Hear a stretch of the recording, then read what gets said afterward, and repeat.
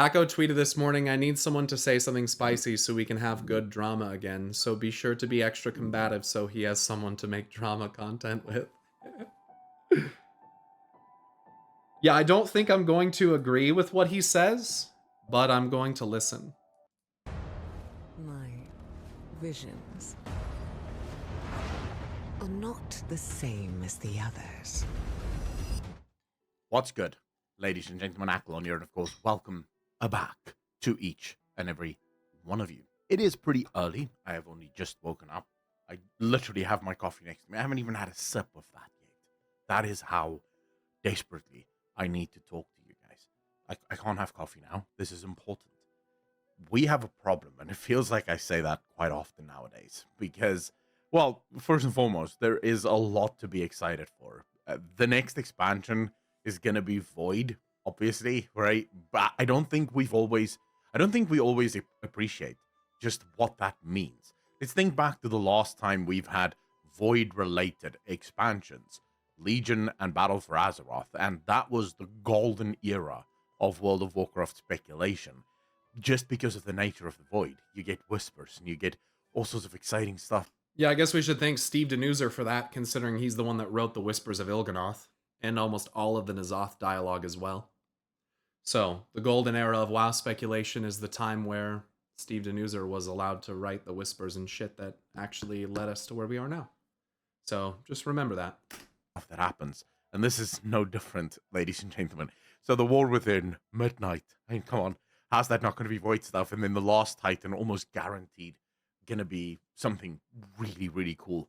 But we have to talk about a particular whisper, but a particular thing that is happening right now that I think a lot of people are missing. I see a lot of conversations online, and it seems like no one is making connections here. So this all started with the Locust Walker questline, where one of the things that Locust Walker says to us in the cinematic, when he finds out about the Radiant Song, he tells Illyria this exact same song was on Koresh moments before Dementius, the Void Lord, consumed their planet. So before Dementius arrived, this song was playing. People were seeing this exact same vision. And so I would like to say that I feel like this is a little bit of misdirection. It's trying to get you to think, and I feel like it's working, that the Radiant Song is a threat. The trick is working. That's the way that I'm seeing it. The reason why it's positioned the way that it is to deceive you into thinking that the Radiant Song might be the bad thing. It's literally, the deception of the Void is literally working. Like, it's working. A radiant vision of calling them, right? So this suggests that the same thing is happening on Azeroth. He basically tells Illyria that Dementius is coming.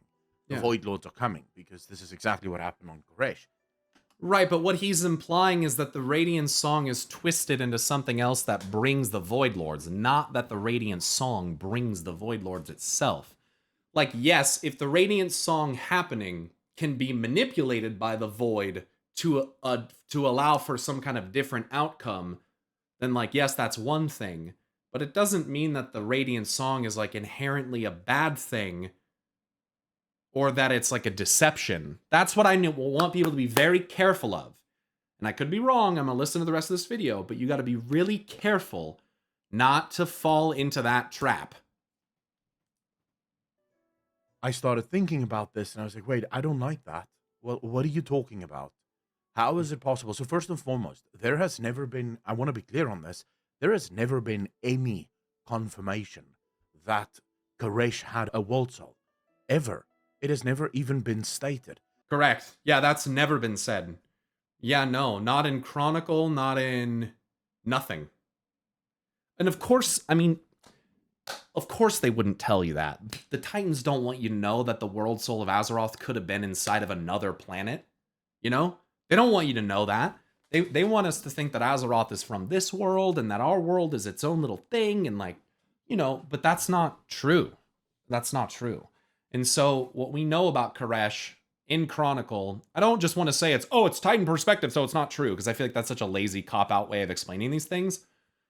But there is a possibility that, similar to how Norganon is painted as a hero for saving the Titans, Aman'Thul's painted as an asshole for the things that he does, that potentially the Koreshi were, nothing about the Void or the Radiant Song was ever stated, because Titans didn't want us to know about that. It is also completely possible that when Chronicle was written, the Radiant Song and the Void Song concept was not a thing. But we don't have any proof of that either, so I'm just going to give the benefit of the doubt and say that we were just not... They didn't want us to know, None of the ethereals or the brokers, if we believe that they are from the same place, which I do, have ever spoken about their planet originally having a world soul. To be fair, though, would most of Azeroth either? Like, I don't think anyone would know. It's like the way that Thrall and Anduin are like, something's calling out to us, but I'm not really sure what it is. It's the same concept. No one really probably would have known. Like, no one knew that Argus had a world soul either. Only very, very few people were aware of that. So I think that it's like, this is a voice that has been silenced for a long time. And we don't even realize how long ago Koresh happened. So I think that in this way, like, yeah, no one's gonna know. No one should know. And at Koresh, nobody would know either. Because remember, Magni had to perform this like secret Titan ritual in order to even hear the world soul at all. So it's like, yeah, I don't think that people would really be aware of this in general. The average person, which I don't know that every ethereal is just an average Koreshi, but I would imagine that there's some normal people in there, right? And that they didn't know. And that could probably be why some of them are not very happy with Locust Walker. Because if Locust Walker was the former victim of the Harbinger, or perhaps even accidentally the former Harbinger himself, and both of those things are kind of the same thing, to be honest, then I feel like the concept kind of rings true there, where like Locust Walker's aware of it, but most of them were not. They did not know. Did Velen know? I think Velen knew. I think Velen knew because he has some quotes in Antorus the Burning Throne that are immensely suspect. Like, he says that the Burning Throne may be the one place sacred to the Legion, and that demons would sooner pluck out their eyes than to gaze upon it. It's like, what, Velen? How the fuck do you know that? Like, what? And then what he also says is he calls the seat of the Pantheon the cradle of creation. A cradle? Like where you would put a baby? Because, you also have from Zera the crucible of all creation. And then you have reference to things like just creation in Chronicle, which Sargeras feared that the Void Lords had malintentions for. Creation itself was at risk. And so I think creation kind of sounds like it's Azeroth. So when I hear cradle of creation, I'm thinking, what does that mean? Is that where, because you don't put the baby in the cradle until after it's born. Do you, chat? You don't put the baby in the cradle till it's popped out, do you? I'm just saying, what happened on Koresh with the Void, I'm saying, bro, if they thought that the Void was going to consume the world, the Titans might have taken that world soul. And that's partly how I justify or make logic out of how could Koresh have heard it and then we have heard it. Because as Xalatath says, she says, "Did the Naru speak of the eternal conflict, that the entire history of your world is but a fraction of the time that has passed? Do they speak of those that came before the Draenei? No." And then she just chuckles. And I'm sure she's referring to the Koreshi. I'm sure of it. She says, I think she says one other thing. I can't remember what it was, though. But the point is that she's basically alluding to the idea that, like, our world as we know it the history of it is not as old as we might think, and that there's a conflict that's been happening way longer than just the history of the existence of our world.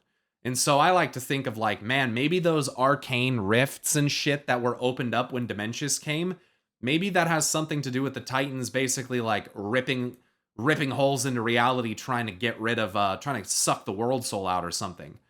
And people might say, what do you mean, Pyro, take the world soul? Okay, well, did you guys do Antorus the Burning Throne? Like, the end of that raid, the Titans literally just take Argus's world soul. Like, they take it, and they go to the Seat of the Pantheon with it. It's like, what are we doing here?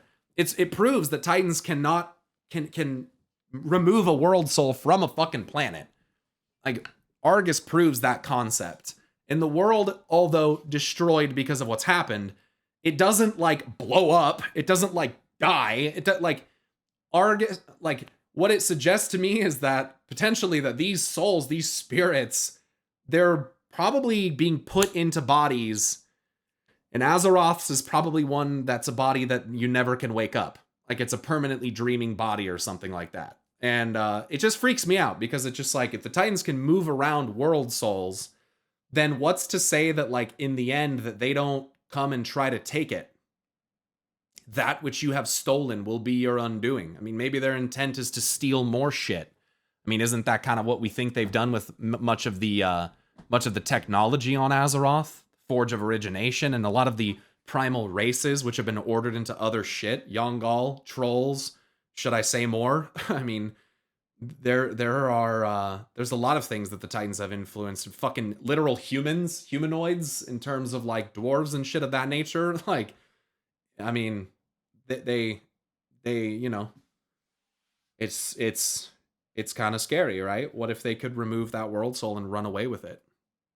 More specifically than that, we are to believe the current objective of the Void, which is to corrupt and ultimately make a Void Titan, then Dementius consuming and absorbing a planet that has a nascent Titan within it makes no sense. It Not necessarily. If Dementius, sorry, does not. as we've seen with Farak, if an entity wholly consumes the essence of another being, then they may take unto themselves characteristics and powers of said being. So this concept of like Farak killing, like we kill Smolderon, and then Farak absorbs his essence into his axe or whatever, and then that Fire Lord power seems to take Farak to the Firelands after we kill him, which is what's heavily implied, then perhaps Dementius or something like that swallowing a world soul could give it a different form or link it to something. But that's just complete speculation. I don't have any proof of that. Not align with what the Void so obviously wants to do. More importantly than that, it also seems like maybe Holy Naru and stuff are crafted by maybe taking void entities and cramming them with like light or life or something like that, ordering them into this structured form. You know, you basically forge them. And so perhaps in this way, there is something to be said about if a Void Lord eats a massive source of life, like a world soul, maybe it turns into something else. Maybe it becomes super bright or something. Becomes a light lord or whatever the fuck Bellular would call it. Fucking jerking each other off in the fucking lifelands. Sorry. Jeff's just fucking around. not even. Koresh didn't even have old gods on it. Again, it's never been told to us, right? Now, to be fair and to be frank, Zira did say they were forged. Yep. Big on sharing knowledge of their home planet. They like to keep things a bit under wraps in that A white regard. hole. But at the same time, you would have thought that they would have at least shared something in that regard. But at the same time, you would have thought that they would have at least I'll fight you, shared Jay. something about old gods being on Koresh. You would think or so. some kind Akalon, of yeah. old god affliction being on Koresh. I don't But think what there's we any mention of do seem that. to know is that they most likely had some kind of harbinger because it seems like this Radiant song is connected to the Harbinger. And then from another line from Locust Walker is where he says, "You consider the void an enemy. It considers you the same, at least for now." That was the moment that I went, whoa, what? Oh, Yep. what? At least for now. But that doesn't mean that we just blindly ally with the void, though. Suggesting that It doesn't mean that we just pick the void and, like, that's the choice. Like, no. The void needs to be shown. It needs to understand that it doesn't, in my opinion, it doesn't need to fear us. It doesn't need to be fearful of the way in which we will use its vision and its power to bring about change. It doesn't need to be afraid of us. The same way that the light doesn't need to be afraid of the void. It's kind of like what I tell you guys about how I live my life. I don't live my life in fear of death, because if I do, then I'm just going to be basically dead the whole time. I don't need to constantly think about how scary it is that I'm going to die, because there's literally nothing I can do about it, right? I don't let that cloud my life, because otherwise I'm wasting my life. So in this way, I think the light and the void are almost kind of similar. Like, you need to be able to, like, understand the inevitable side of things and not fear it, but learn to accept it, because it gives better meaning to the other thing. You know, it gives meaning to the life, right? So in this way, like, yeah, I think that Midnight's not gonna just be about just the void. Like, we're not just gonna side with the void. Again, we need to find harmony with it. It is an essential, it seems as though it is an essential part of things, and that it needs to be integrated. So again, it's not that we should just run away from it and not work with it at all. And it's not that we should just join with them. No, like, we need to find the balance the same way that we have been doing, you know? there will be a time where the void will not see us as an enemy. It will see us as an ally, or maybe just the neutral party, but not as an Neutral. enemy. I think neutral. So let's start tackling. We're going to have to start looking at both sides of it and seeing things from the void's perspective. It's inevitable. We're going to have to look at that. We're going to have to look at the light's perspective, and we're going to have to accept why both of them are flawed. this. I'm going to just come out and say it, right? I'm just going to be right up front with all of you. Do it. I no longer believe that that Radiant song that everyone is hearing is from Azeroth. I disagree. And I knew that I would. I disagree. I'm concerned. I'm going to let him explain. I'm going to let you finish in a minute. I'm going to give this mic back to you. But I just disagree, and here's why. Because this is a situation that is painfully reminiscent of the burning of Teldrassil. Because when this happened, how many different theories did we come up with to explain how this tree burned, except that just Sylvanas did it? And I fear that that's exactly what's happening here. Look, in the visions, guys, it's time, okay? It's time. In my opinion, it's time.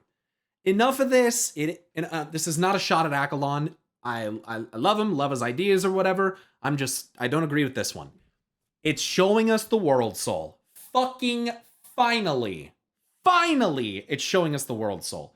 It is saying in the cutscene with the CC, the closed captions, world soul. Like it's literally saying world soul. Like it's calling out to heroes like Anduin and Thrall who are going through inner turmoil and unlocking this deeper sense of self within themselves. And still,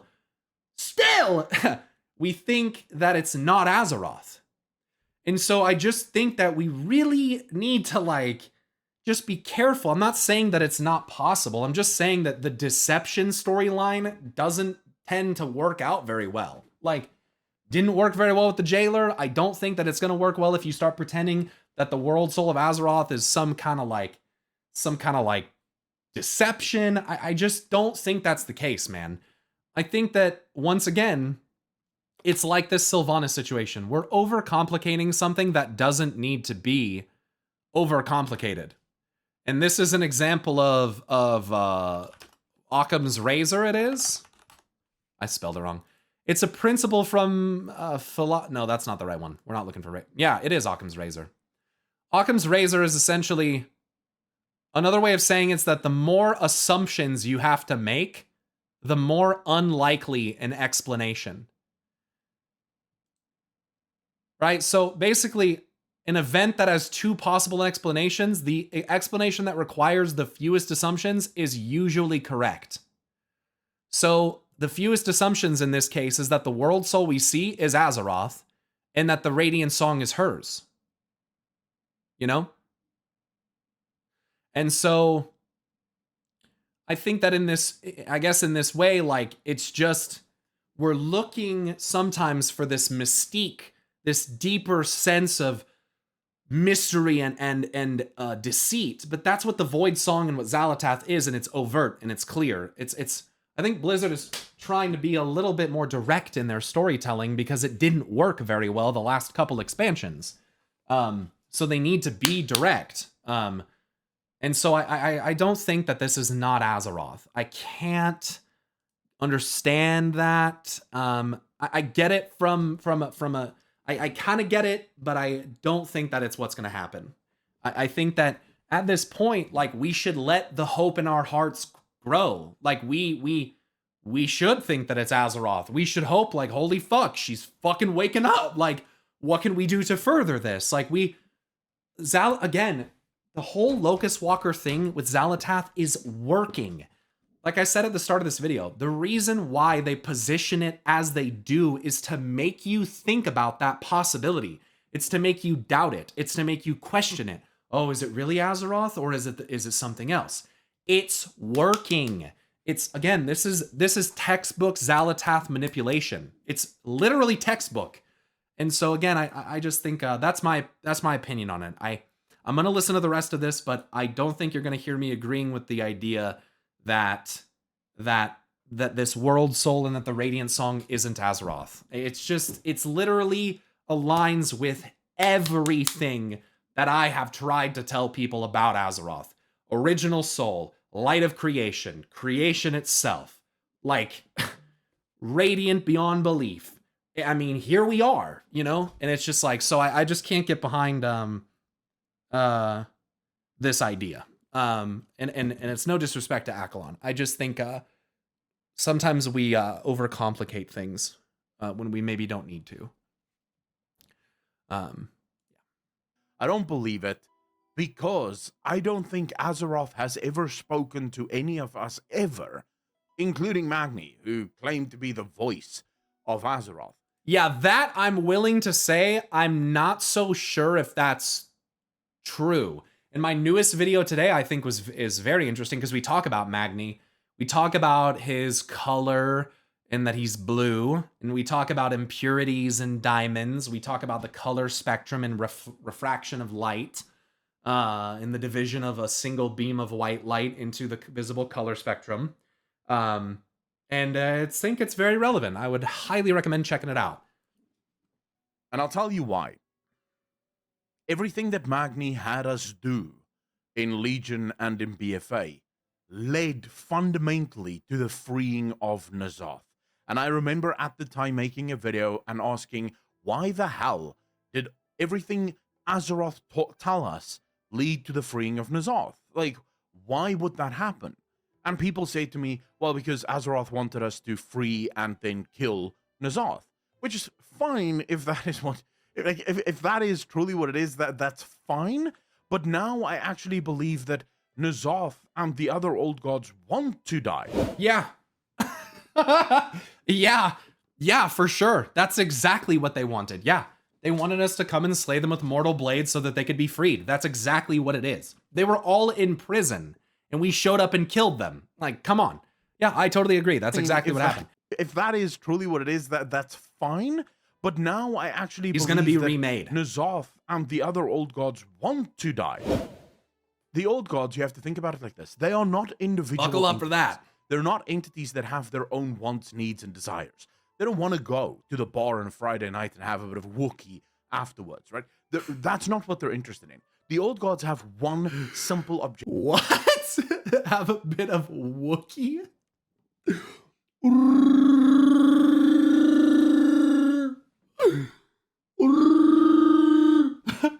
Objective on this earth, and that is to bring about the Void Lord's return.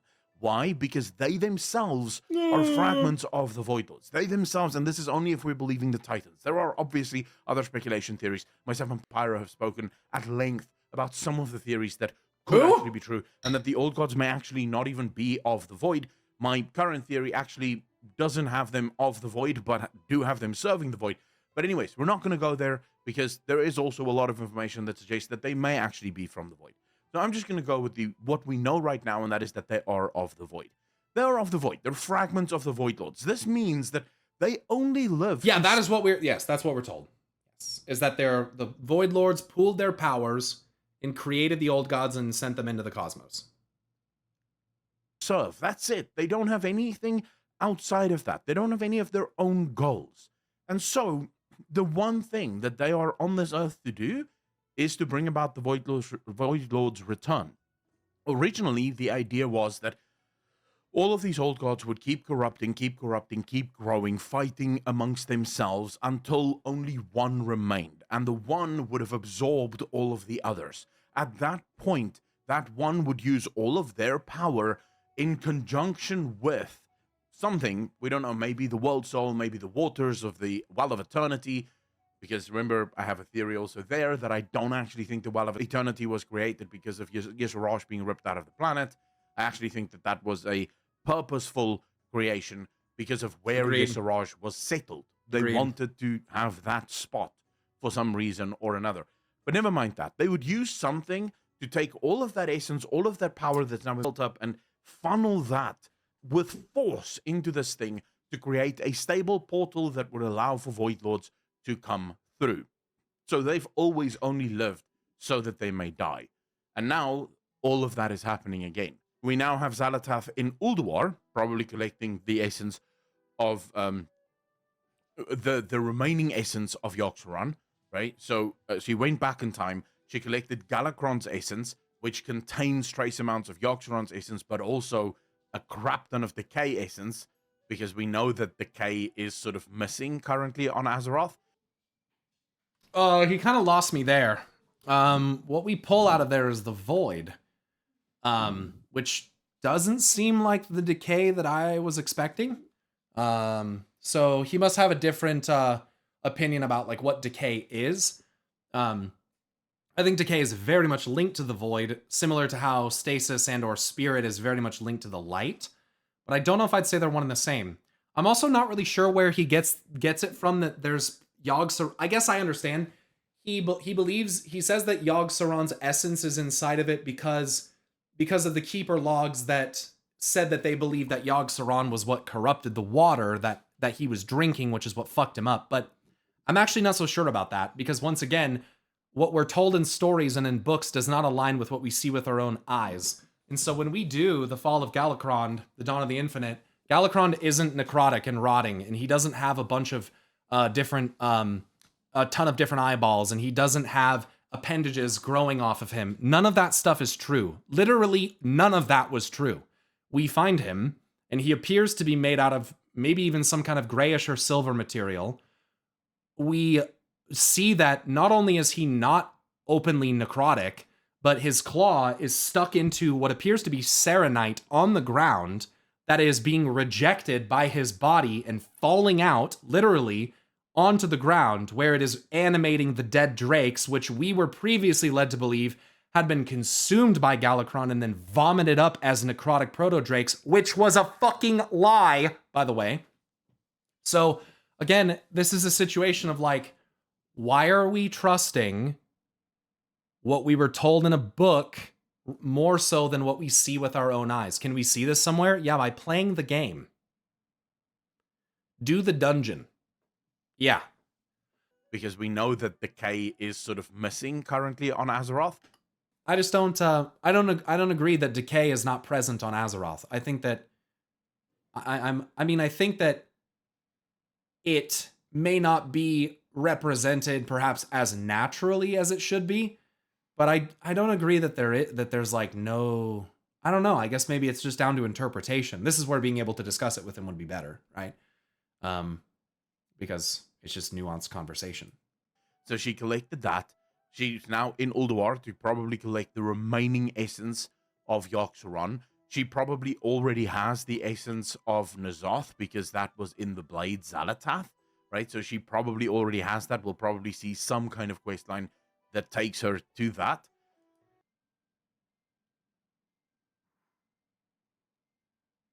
Maybe. Does Zal... Do we... I want to be careful of spoilers. We don't... As far as we are aware, right now, Xal'atath is not in possession of the dagger. Right? As far as we're aware.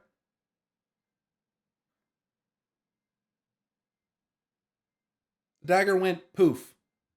After it was stabbed into N'Zoth, we don't know what happened to it. And that dagger was given to us by Ashara after N'Zoth resurrected her when we beat her in the Eternal Palace. She ends up showing up in Ny'alotha because N'Zoth wants her to, obviously, and gives it to Rathian. And she shows up pretending that she's working against N'Zoth still, but she's not.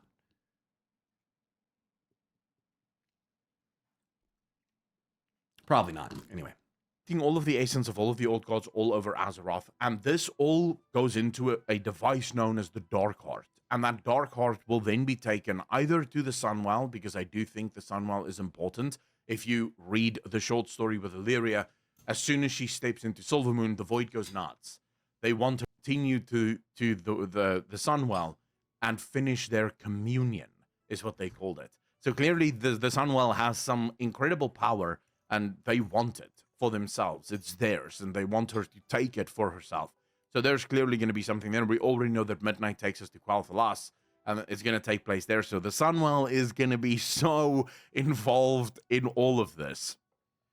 Right? Okay, so let's get back. Agreed. Sorry, guys. I'm all over the place because there's so much information that I have to share with you. But right, so as Xal'atath is going around, the old gods have served their purpose. They've done exactly what Xal'atath needed them to do, and that is to collect all of their essences and then use that to summon through the Void Lords. I really think the Cthulhu thing needs to be considered here. That Xal'atath may reflect an entity from Lovecraftian mythos that is destined to rebirth Cthulhu in the future when he dies. Like,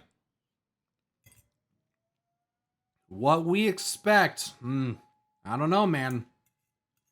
I don't know. It's kind of being made out here that the old gods did what Xal'atath needed, and I can see that based on what we're told about the old gods and where they come from. But I don't know. It almost seems like she's doing what they needed. I don't know.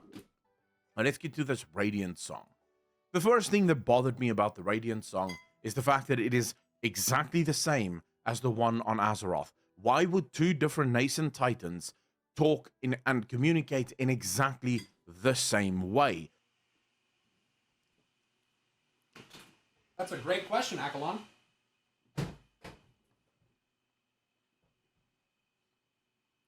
That's a great question. And then more specifically, what Akko should ask is it possible that they're not two different titans? That's, I think, what needs to be asked here.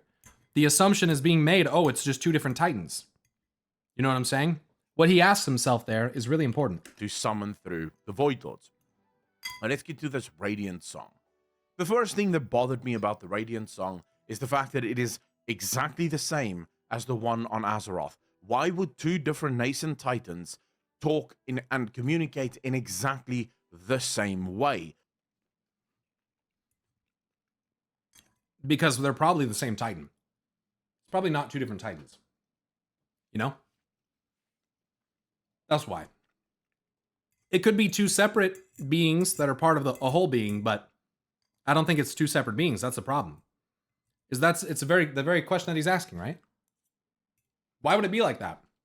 Well, maybe the assumption that it's two different Titans is why we're stuck there. You know? And then Don't more do it. specifically, why would the voice of Azeroth not be hearing the song? Everyone else seems to be hearing the song, but Magni is not hearing the song. And in fact, if I'm going to really nail down the whole Magni thing, Magni stopped hearing the voice of Azeroth the moment N'Zoth was defeated. Remember, there's a whisper. The King of Diamonds has been made a pawn. It's an important one, because it's one that we've been going back and forth on, but I think it's now being confirmed. Akko's got a different take on the song. Listen further. Yeah, that's what I'm doing. That's what I'm going to do. That is the plan. It is not Azeroth that is speaking to anyone. And then there's a new bit of a whisper that is coming. And now I have no information on whether or not this has been confirmed. The video has a sound ID very similar to what a data mine sound would look like. The voice is in N'Zoth's voice, so clearly it's that. But there's no I can't confirm that this is an actual whisper, but it suggests that this is from 10.0 and it is tied to some kind of Bronze Dragon questline that we're going to be doing in 10.0, where we go back in time once again. But basically, the whisper is from N'Zoth, and it says, "Her dreams sing beneath the surface. Our dreams. Our It means 11.0, right? I think so. He must, but this is already in the game. This isn't new. song. The Radiant song, our song. And I mean, we can couple this with things like, from the earth, he draws strength. Our earth, our strength. So they keep this sort of the same mantra. No, it's 10.0.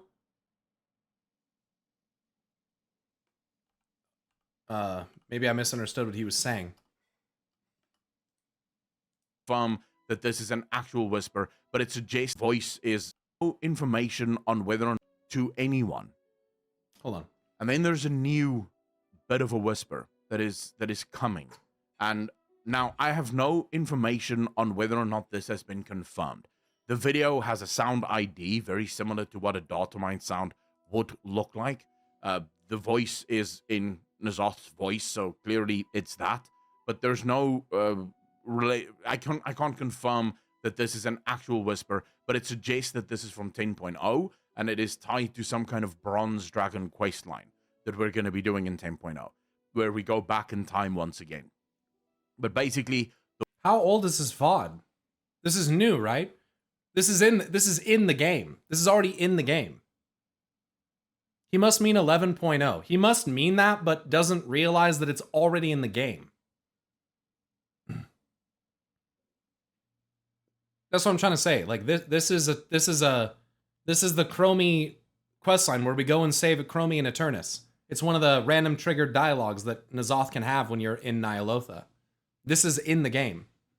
But he's talking about it like it's like a new thing. Radiant song, our song. You couldn't hear what he said? We can Okay. couple this with things like, from the earth, he draws strength. Our earth, our strength. So they keep this sort of the same mantra, the same belief goes through everything. This is our place. This is ours, right? No one can take this from us. It already belongs to us. Then just to go back to the Well of Eternity, to give you a little bit of confirmation there, its surface blazes bright, masking shadows below. We already know that there is something dark hidden within the Sunwell. And I think that whisper specifically is going to really light the way. And then it says 5 keys to open our way, 5 torches to light our path. I think that's what the Dark Heart is up to right now. I think Xanatath is going around collecting the 5 torches, the 5 keys. These are 2 separate things. The 5 torches connecting the way, most likely the dragons and what we saw in the Dragon Isles. And then we have the 5 torches. These are going to be the things that Xanatath is collecting right now. There's also 5 lanterns now darkened. The flame they seek will light the master's way or some shit. Remember, the dragons were empowered by Azeroth, our earth, our strength. Azeroth, empowered them. 5. Gonna be pretty interesting to see how that plays out. No? Because actually I think it's 6, because Vernoth was empowered as well. So that makes it 6. That's gonna be an interesting one. Fractals always get broken. There's always something that's different. So it doesn't really matter. They can have extra. Maybe one of them needs to die. We don't know. We don't know. But I think 5's going to be left towards the end of it. Because I don't think Azeroth is doing anything on our planet, by the way.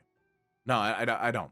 I don't think Azeroth is capable. I think the Titans have sufficiently neutered her into complete submission. But that last whisper, I don't think that at all. If the jailer couldn't do it, I don't think that they could do it either. I think they've been trying to a degree. But I can't get behind that. Azeroth is pretty well shown, I think, to have sufficient free will. And so I just can't agree. Her song. It's our earth. It's our dreams. It's our song that she is singing. Perhaps we should be linking the old gods more to Azeroth herself, considering that they were alleged to be here before literally almost everything else.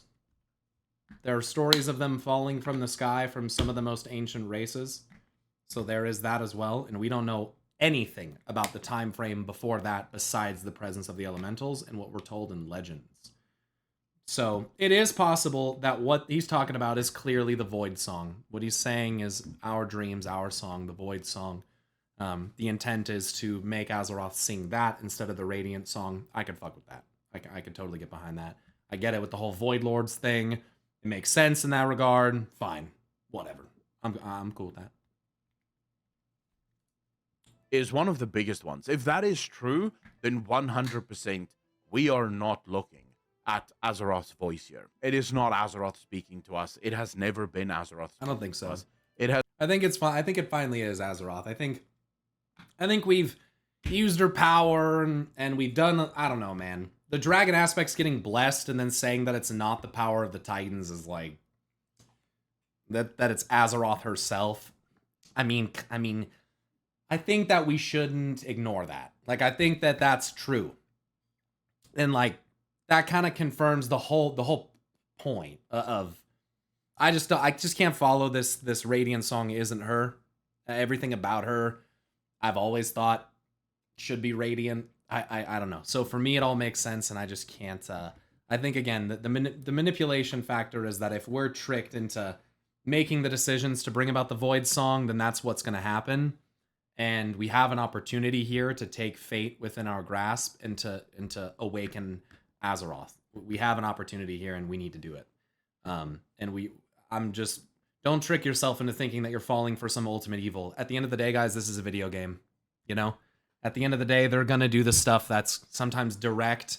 And, like, if they come out and they're showing you this Radiant World Soul, and they have these deep, introspective short stories about Anduin and these others doing these things, and they're attributing it to the Radiant Song and how they connect with Azeroth, it feels immensely cheap to not continue with that.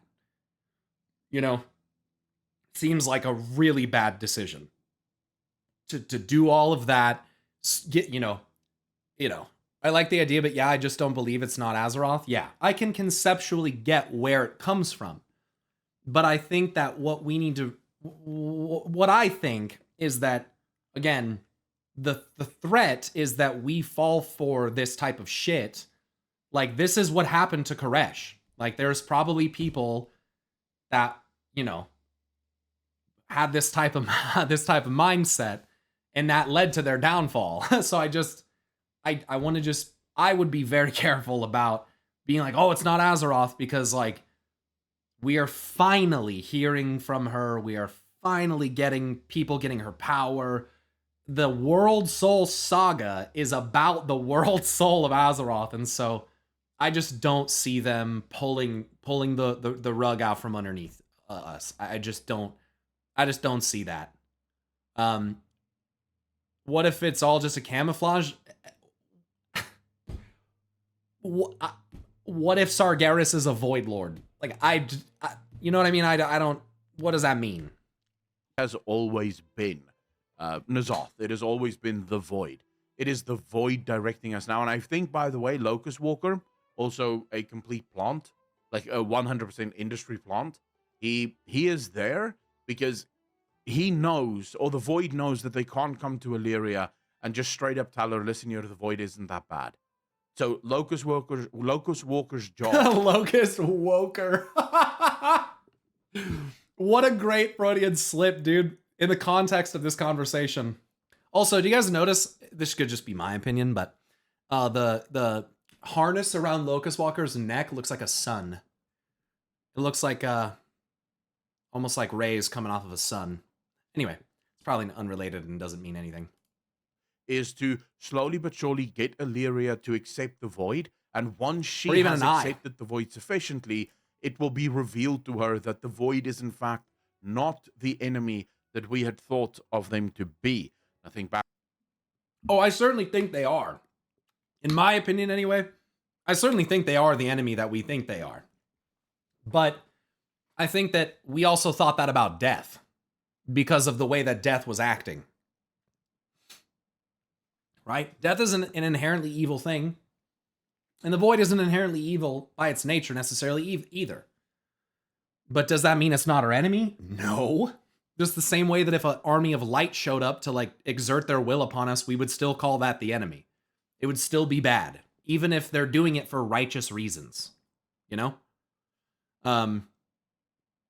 So I'm not going to side with the Void. There was a pyromancer once upon a time that would have been like, yo, let's just go with the Void. Let's trust it. It's the way. Fuck this Radiant song. But that's not pyromancer anymore. Certainly not. Yeah. So, yeah. Back to the name, the Lost Titan after midnight. I think there's something big coming. The Titans are going to arrive during midnight.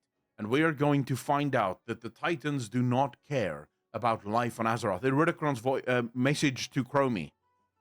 You will see. You'll be in trouble and they will not come. They will only come when their precious planet is under attack.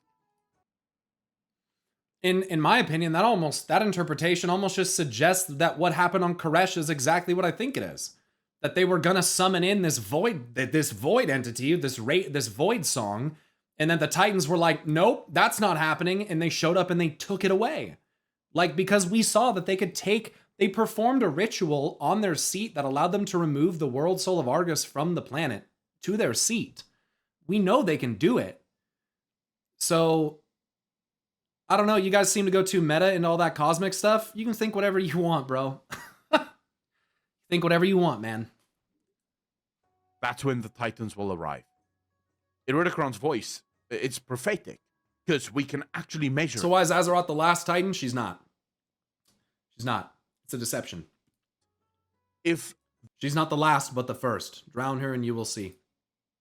The Void starts to win now, and they start to put tremendous pressure on us here, and the Titans do not show up to help, it means that Iridikron wasn't wrong.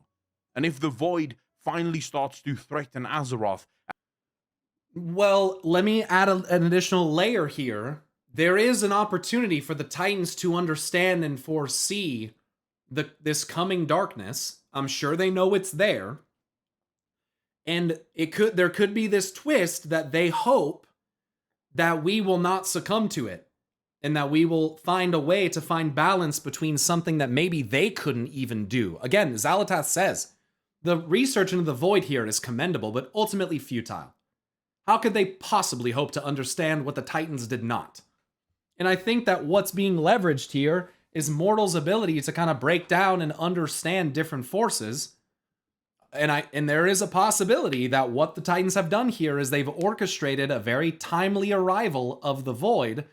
And if they have, then they could be hoping that we basically emerge triumphant from it, and that awakens the world. Hello? That's got to be considered as this isn't me talking to Akalon. This has just got to be considered. They could be, like I've said before, the sometimes true wisdom is knowing when to do nothing at all. Is seeing a plight and knowing that your involvement will not make it better. Knowing that sometimes things need to be sorted out by themselves. that we shouldn't get involved every time. That sometimes there is more, maybe a more natural way of it. And so in this way, I think that's why mortals and the story with Illyria and her unique destiny is so important, because we have this opportunity to confront and overcome the void and not let it destroy us. That's huge. If the Titans couldn't do that, then they might be relying on us to be able to do that. And so it's easy from our perspective to look at it like, oh, the Titans aren't going to come. They're not doing anything. They ordered this world, when from their perspective, they might have literally put things in place perfectly. And everything has perfectly happened the way that they foresaw, because they're using this special magic from Gulvig, Satyr, where they can see the fucking future. They're dreaming it probably, something along those lines. And they have orchestrated that mortals confront certain aspects of the cosmos at certain times, that we learn certain lessons, and that yes, there is suffering. And that yes, some of us like Arthas, bad shit's gonna happen. And it doesn't mean that other forces can't also try to get involved through those mechanisms. But what I'm suggesting is that perhaps somewhere in there, they have some wisdom about, like Nosdormu, understanding how bad stuff needs to happen. And so, in this way, Iridikron could easily look at it and say, when the void comes, the Titans aren't going to save you. Guess what? Good. Guess what? Good. You want to know why good? Because I don't know if they even really know how to solve it. So good. Fucking stay up there. Fucking stay up there. You know what I'm saying? Don't fucking come down here then. Don't do it then. We'll fucking handle it. You know what I mean? The way that we have the whole fucking time. Right? So you can take that either way, right? Fuck you then. Stay up there, bitch. We'll fucking, you fucking cowards. You know what I mean? Strength through adversity, right? Face the darkness. That's what the lesson, guys, like that's what the war within is literally all about. Come on. All these stories they've been telling us, even in these heritage quest lines, it's about facing our darknesses. Face the Minari, right? In the Fel, and what the Legion did as the Draenei, confront the darkness of our past. We are doing it, right? Anduin Wrynn, confront the darkness of our past. It's like, come on. And then only the Titans arrive. And they would sacrifice us if it means saving the planet, because that is all that is important to them. I think that's why Locust Walker says, at least for now. They don't consider you an enemy, or they consider you an enemy, but for now. Actually, they will not, because eventually we will see that the Titans is the real problem here. And then, of course, we have a final whisper. Just very quickly, I'm going to cover this before I leave you guys, because I think I've said everything I wanted to say. But it is at the hour of her third death, she will usher in our coming. Again, Locust Walker slowly working with Illyria. Illyria herself says that she has died twice already. Her third death, at the hour of her third death, she will accept the void. She will accept what the void is. Remember, I've made videos on this, but I will make a video on this I will make a specific special video just for this, so that I can really highlight all of it. But I think at the moment of her third death, Illyria is going to do what Neltharion did, and that is accept the void wholly, completely, fully. And that I don't think that's going to happen. I think the story is leaning in the direction that she is hopefully meant to overcome that. It could happen. It could happen, but it really seems to me like her story is like overcoming the darkness in the way that Neltharion couldn't. And the way that she needs to do this is she needs to confide in her friends, and she needs to be honest with her family. She needs to be honest with them. And she needs to not... She needs to be honest and open. Because that's what Neltharion didn't do. He isolated himself, and it brought about his ruin. So if Illyria can accept her family and accept that they accept her, and if they can work past that, I'm just concerned that Turalyon could stand as a barrier. I really do. I think that he really could be a fucking problem. And not because he's an evil guy, but because he's Lightforged. I really hope that they can find common ground through their son. Because if they can't unite for their son, then they're fucked. You know what I'm saying? If you can't come together for the better interest of your child, you're fucked. And so that's why Eretor, I think, is the key in her maintaining her sanity. And again, part of her progress in fighting her inner darkness is accepting that Eretor feels a sense of duty as well, and that he is his own person, and that he has his own desires and responsibilities, and that she as his mother needs to accept that. And that's why he gets a little irritated with her. You know, like, are you kidding me?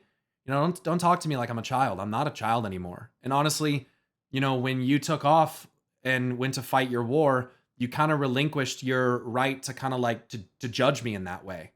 You know, I love you and I respect you and all those things, but I'm my own person now. And that's where Eretor's at, right? He's like, honestly, dad hasn't been great either. I feel like more of a project than his own son. And that fucking sucks. And when a son tells his mom that, she needs to be able to go to him, to the father, and they need to be able to have like a discussion. They need to find a way to meet in the middle, for their son's sake, because he fucking needs them. Like, and they need him, you know? They all need each other. And what is Turalyon protecting if not his family? What is Illyria delving into the void for if not her family? What is Eretor fighting for if not his family, his home, his people? It's all the same. But they can't be allowed to get in each other's way. They need to find some harmony. Yeah, I think so. They need to find some harmony, some familial harmony. And again, that's a fractal, I think, for other situations, like the Titans and stuff like that. So, wonder if we'll ever see Shen Zinsu, maybe, again? Maybe Renna's back to Avalorn or something. That is also going to be That'd the be moment cool. that she ushers in the coming of the void, fulfilling the circle and becoming the harbinger of the void. And with that, ladies and gentlemen, thank you so much for watching. If you liked it, like, video. dislike. For $1 a month, you too can keep this channel free from sponsorships that want to sell you stuff that you do not need. Ladies and gentlemen, as always, be kind to each other, be good to each other, and I will see all of you in the next one. Peace. Yeah, good video. Yeah, I appreciate Akalon videos. I know that I can get distracted and be long-winded about my tangents. Yeah, I think, again, I think that this is just my opinion, but I think that there's a time when it comes to storytelling when you need to cut the bullshit. Where you need to give proper hints, you need to properly foreshadow things, and you need to follow through on them. So I think if Blizzard wants to change their storytelling and how they do that, that's what they're gonna do. Because what Akalon kind of thinks that they're doing here is, I think, kind of similar to how it can be perceived from the past. That there isn't a lot of cohesion, that foreshadowing does not always result in what you would expect from the outcome. And so I just think that when you're showing the World Soul, calling it the World Soul Saga, the last one's called The Last Titan, you got the Void, we're learning about the unity between forces. It just seems to me that that's probably the clear direction. And so that's not to say that, not to speculate. This is still worth talking about, and it is a possibility. It is a possibility. But I guess I'm just going with what I perceive as being the most likely and least likely to randomly piss people off. And I guess I just think that the Void Song, or Azeroth being that like deception and stuff, I feel like that would just piss people off. I could be wrong. So yeah, that was a good video. It's a good video. I like Akalon's line of thinking because he considers some of these alternatives, and I think that that's fun.